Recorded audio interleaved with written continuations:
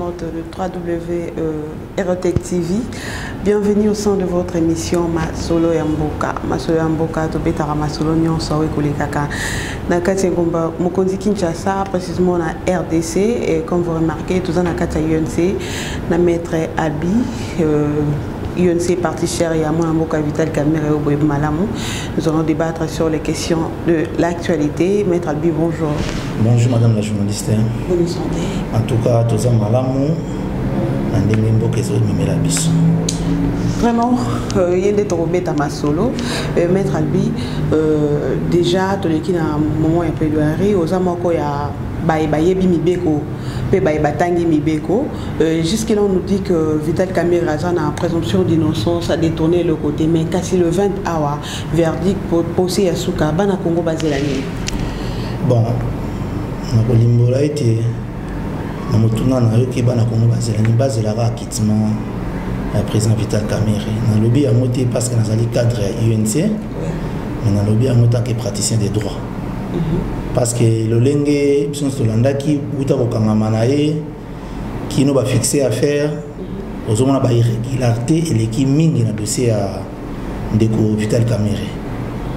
Le ministère public a mené une enquête soi-disant qui a détourné 48 millions dans le transport, mais pendant 4 audiences, 5 audiences, si on niveau de plaidoirie, tout le monde a ici qu'até, l'accès à ta preuve mon corps. Même mon les surtout les bana qui chasse bana mon question Vital Kamerhe a détourné combien mutu moko ta ozala capable de répondre na et après ça y en a mutu na wana yango pour ngana mona kete en tout cas enquête du ministère public est très bâclé hein va approfondir l'enquête na bangoté donc dossier na bango est bien ficelé té va préparer mala au ministère au moins toujours c'est là acquittement mon mboka Vital Kamerhe mais na global souhaité modèle jour à plaidoirie natama suka zo mo marobalaki eza de kambo ya mboka hein eza de kambo ya mboka et le bidon ibombi ba mobile na kati toujours c'est la verdict ko ya mais toujours c'est la malam toujours c'est la mabete mais ce le pire est commis de beza politique vous avez un procès très politique. Pourquoi moi Mboka Vital Kamerhe à l'obaki abi je préfère rester en prison que de parler du chef de l'État? Qu'est-ce qui est caché derrière cette parole? Non, et l'autre est batamité. Et ça clair, le directeur de cabinet agissant comme chef de l'État. Le chef de l'État a signé à Mokanda mon côté, en Mboka. Pour signature, il faut batama. Pour imiter en côté dans l'ingala, tu vas comprendre. Donc, agissant à Kombo nae, nion sur l'écran de cabinet. Oh, il y a ça la liaison. Il y a chef de l'État dans l'institution de Mboka. Ils allaient directeur à cabinet. Alors, le lot qui va se directeur à cabinet, ils ont été dans le samba normal, ils étaient dans le samba qui. Ils ont des chefs de l'État, Bachak Liboso, et à la barre. Comment ça? Hein? Comment ça? Mais ils ont posé l'acte sur instruction chef de l'État. Tout le monde a dit mais ils ont préféré détourner Mbongo. Mais tout le monde a discours à Mokonzi Mboka devant représentation et peuple. Ils allaient à l'Assemblée nationale, na Sénat, en congrès. Est-ce que ça qui d'autres baba au Kamerhe salagi? Non, à ça peut instruction de ministre de la Finance. Alors, instruction Mokonzi Mboka PC, mon matériel sur écrit et ça directeur à cabinet. Donc c'est un peu ça va pouvoir comprendre le Coran. Directeur à cabinet à Gisaka, comme Mokonzi Mboka, directeur, et ça va prérogative. Il y a une liaison entre chef de l'État, l'institution, Nyon, Setikali et Mboka. Et ça, nous soutien par directeur à cabinet. Maître Albi, malgré cela, tout le monde qui le bâtonnier, dit Abi, malgré tout, M. Vital Kamerhe ne s'échappera pas de la justice. Donc il connaît quelque chose. Bon, on est au procès politique, il faut sa réponse dans nous.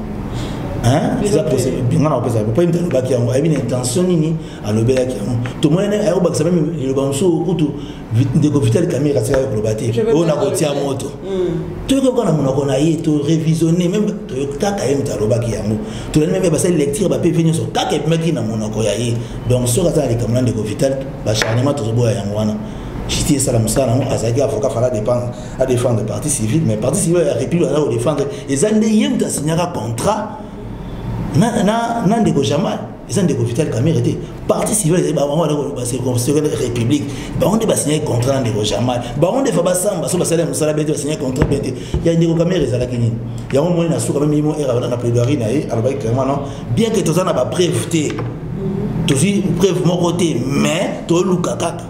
Donc pour dire dossiers allaient bien préparés ceux qui ont le ministère public na place comme ça ça qui soit tu dois approfondir enquête na biso soit pour arrêter enquête ou de tout fixer affaire parce que ça donc ceux qui va juge va lober les droits n'engagent donc banité et quitter ça justice na biso na niveau ya semakasi bande comme sous pe à balingomba politique sous balobi mon mboka Vital Kamerhe a trop arrogant donc on sait faire confiance trop en intelligence naé aussi longtemps que nzunga naé azana ba avocat to pe bazuzi o baza très intelligent ba ko ko landele dossier pour kazala acquitté mais il agit seul or que les posam ba seul babi atimoli libulu naé o ko ko banini par rapport à on ande batu ba bunginzela maila mutu sala zuwa te.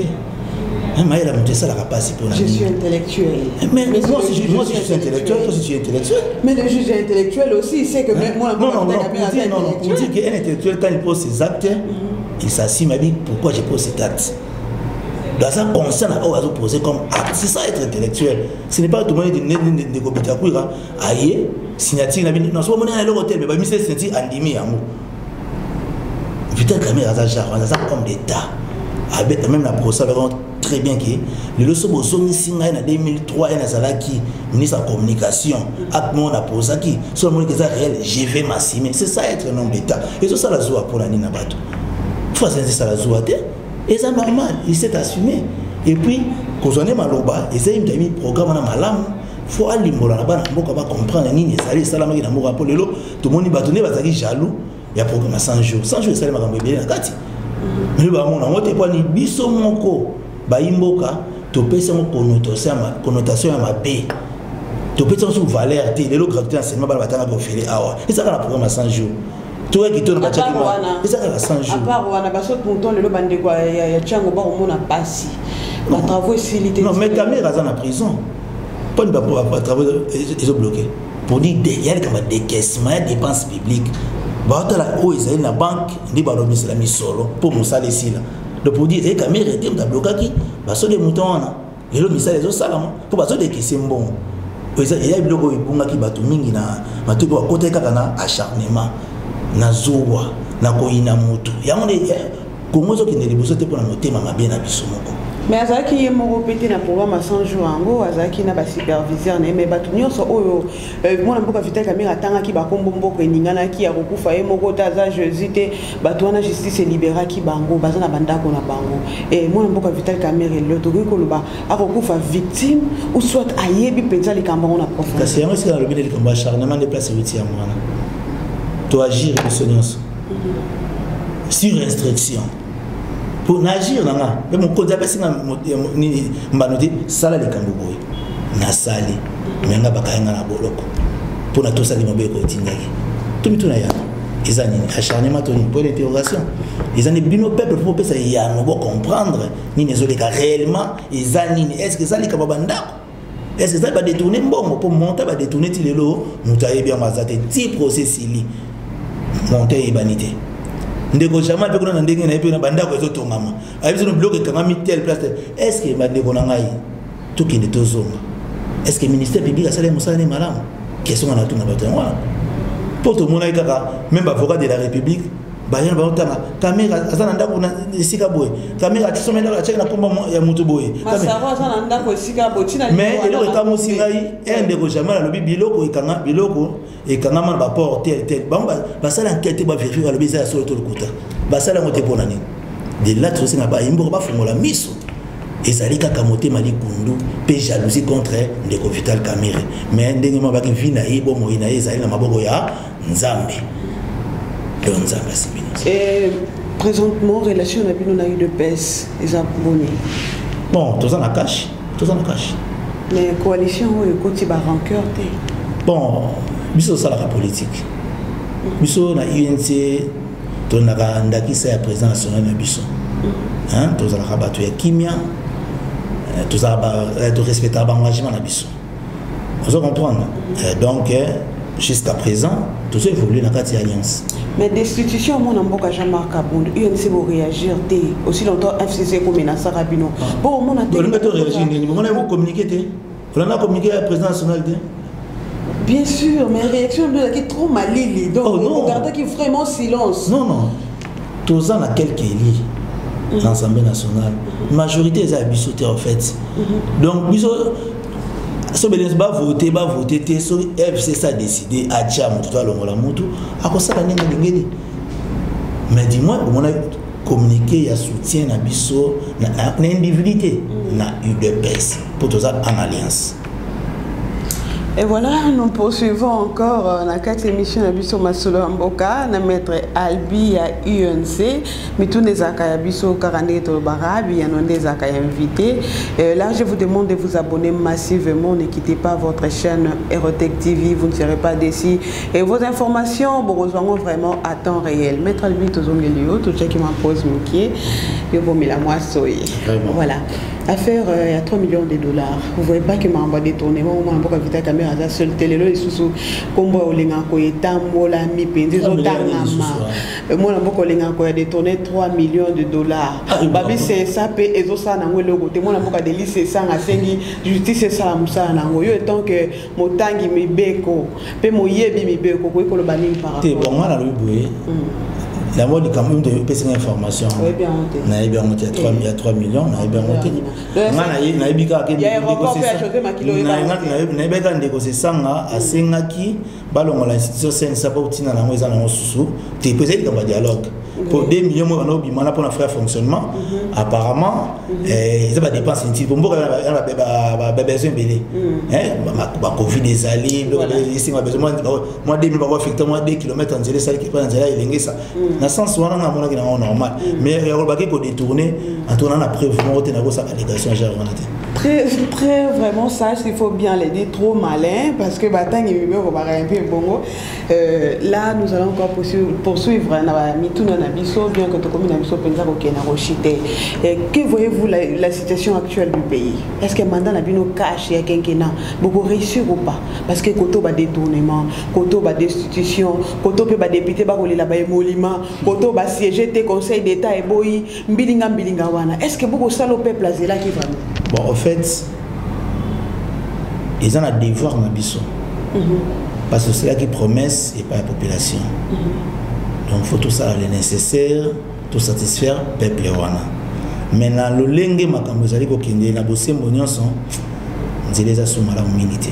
Pourquoi on a le bindengo wana? Pambate, d'abord pour qu'on a Covid, et comme il y a Bisso, ils ont pas calculé la Bisso. Et puis bande comme sous tous la priorité dans ces peuple total intérêt personnel et égoïste dans Bisso où ils ont profité de la peuple peuple a pour ça ya mai courant colia que là c'est malamu c'est ça son souci à ça na pour ça ba discours na matin midi soir il va procès passer ba kanga ils ont ngati na moroté pas c'était le location où tu as détourné oui il a détourné kangi au Chine caché soit son bon on a dit peuple ani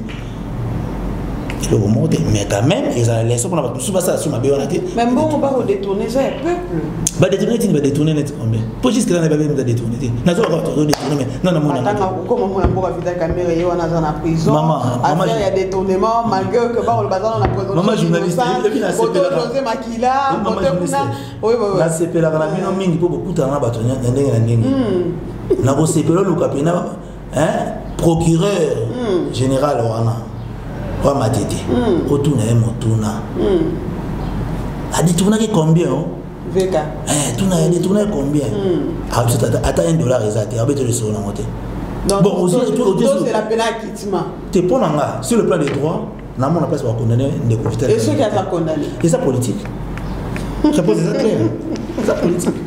Merci beaucoup. Je pense que Bolandi Maître Albi, Naboké Bignonso, restez branchés, scotchés, n'a pas programme, Nabiso, Nakata, Aerotech TV, Maître Albi, depuis sur l'île Basuka par rapport à Yamboka et en plus, numéro de téléphone pour un bateau, Barolinako, rejoindre. Numéro on appelle ça Boité, déjà. C'est pas un problème. Non, on va tout ça l'émission le bilan de Kamboumé, tout ça en éducation malamité, confinement bateau, sokola bongoté et puis la famille politique va totalement bongoté l'école du parti. Tu as un bateau à principe. Pour na mokolo lelo ngana kosenga kaka na bana mboka nyonso ya Kinshasa pe ya mokili mobimba na dossier ya ndeko Vital Kamerhe biso tolandi ba audience ningelekeli ministère public est incapable de prouver quoi que ce soit. Même les avocats de la République dans l'impossibilité comme un cas dilatoire ou à son baginda bazonge basali boye na basora yande bazongi banda ya masolo bako ça ta liaison de la sakino effectivement sora zaginda ko pona intérêt ndeko Kamerhe balaki cité que masavonda basombaki ça une liaison de Vital Kamerhe pas les Camerounais bafunda que ndeko Vital Kamerhe ya mona zo senga na bazuzi na ministère public mbala sima soki ba pesi dossier il faut qu'on mûrir enquête il faut que na ko kenso moni enquête ok moni eloko mo malonga ezalite ovandisi likambo so moni va aussi ba preuve ya malonga o za na disposition ya tribunal qui va condamner mutu wana kozala malamu mingi pour procès et les ezali procès ya soni makasi pour na mboka na biso azo banga ke loboko ya politique est décidé na place ya bazuzi. Comment ça? Il y a une mémoire? Non, c'est une question. Parce qu'on a posé un changement, tout ça pour l'état des droits. L'état des droits de pays acquittement est là. Et l'état des droits qu'on a, c'était pour moi la commission ça la mission. Ndeko Kamerhe va couper ses libertés provisoires. Oui, bah si à moitié va pour la Congo va tomber la clameur publique. Mais acquittement pesali droit. Donc bazuzu basala musala batanga ba visualiser ba vidéo nyonso malamu batala ba pièce nyonso basala malamu na bwana na manota plaidoirie kotaki juste ozela kaka acquittement ndeko Vital Kamerhe wana la justice ya solo pe ko tomber kolo na biso. Ok, merci beaucoup. Bolanda qui est bouquet bignonso. Mon ambo kalbi à l'obi ba ozela acquittement Vital Kamerhe to singi karalité salam sala to pe bazu. Donc s'il est innocent, a ozala quitter. S'il n'est pas innocent, il sera condamné. Bazu ziba salara musana bango. Merci vraiment, vous avez été nombreux en train de suivre votre émission Masolo Yamboka. Naboka si agent Poika Béa, mon manager depuis France Paris. Et merci derrière la caméra, je vois Jonas Sanga à la réalisation Andy Lumisa. Merci Nabatnios. Donc ça fait preuve de l'éducation. Tout à l'heure. Et vous êtes tellement nombreux. Là à Genève, je vois le couple Doris Massamba, maman Blanche Kayembe. Merci à Prudence Ngakoso depuis Paris. Merci à Guilain depuis Hollande. Et à tous ceux qui me soutiennent financièrement, moralement et spirituellement aussi. Que Dieu vous bénisse. Au revoir.